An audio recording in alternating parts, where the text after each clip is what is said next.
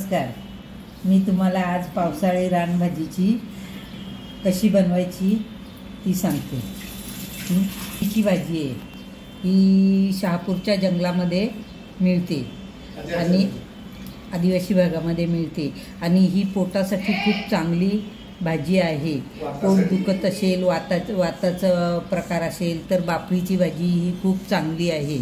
ही बापरीची भाजी आहे, ती स्वच्छ धुवून चिरून आणि उकळत्या पाण्यामध्ये मीठ टाकून त्याच्यामध्ये बापरीची भाजी टाकून घेतली आणि ती पिळून ठेवलेली आहे. बापरीच्या भाजीसाठी लागणारं साहित्य हे मी 3 मोठ्या आकाराचे कांदे घेतलेले आहेत. त्याच्यानंतर मिरच्या घेतलेली आहेत, 3-4 मिरच्या बारीक चिरून. लसणाचे 7-8 पाकळ्या त्या ठेचून घेतलेल्या आहेत. हे जिरं आहे, हिंग आणि मीठ. आणि ही मुगाची डाळ आहे भिजत टाकलेली, ती त्याच्यामध्ये टाकायची. आणि हे तेल. तर प्रथम आपण पातेलं कढई ठेवलेली आहे, त्याच्यामध्ये तेल टाकू. तेल टाकून झाल्यानंतर त्याच्यामध्ये जिरं थोडं तडतडलं की हिंग आणि नंतर त्याच्यामध्ये लसूण टाकायचं.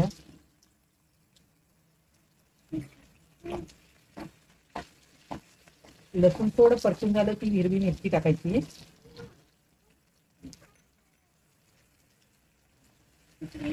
मिरची थोडी परतून झाली की त्याच्यामध्ये कांदा टाकायचा.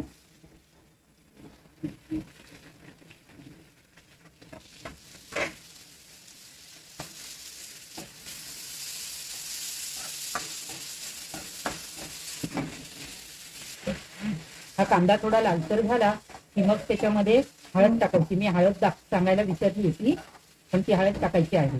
आणि कांदा लवकर होण्यासाठी आपण त्याच्यामध्ये मीठ टाकून घेऊ. मीठ चवीनुसार मीठ टाकायचं. ही बापरीची भाजी अशी आहे की पावसाळ्यामध्ये पोटाचे विकार बरेचसे होतात. कडधान्य खातो आपण, काही भाज्या आपल्याला पचनाला जड जातात. त्यामध्ये बापरीची भाजी ही आयुर्वेदिक आहे. ती जर पोटात दुखत असेल, गॅस वगैरे झालेला असेल तर बापरीची भाजी खूप उपयुक्त आहे.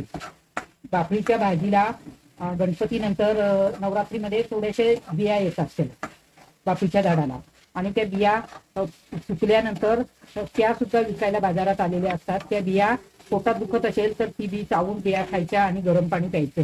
की लगेच फरक पडतो पोटात दुख. तर त्याच्यामध्ये हळद टाकू थोडी आणि परतून घेऊ.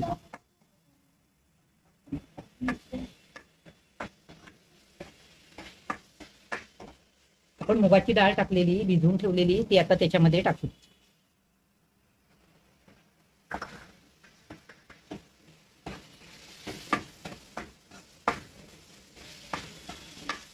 आणि आता ही बापरीची भाजी टाकू त्याच्यामध्ये.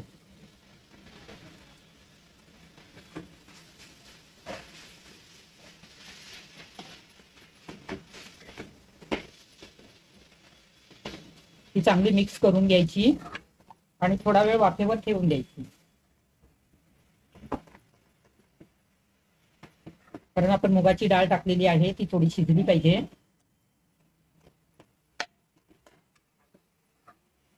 तर 5 मिनिट वाफेवर ठेवून द्यायची.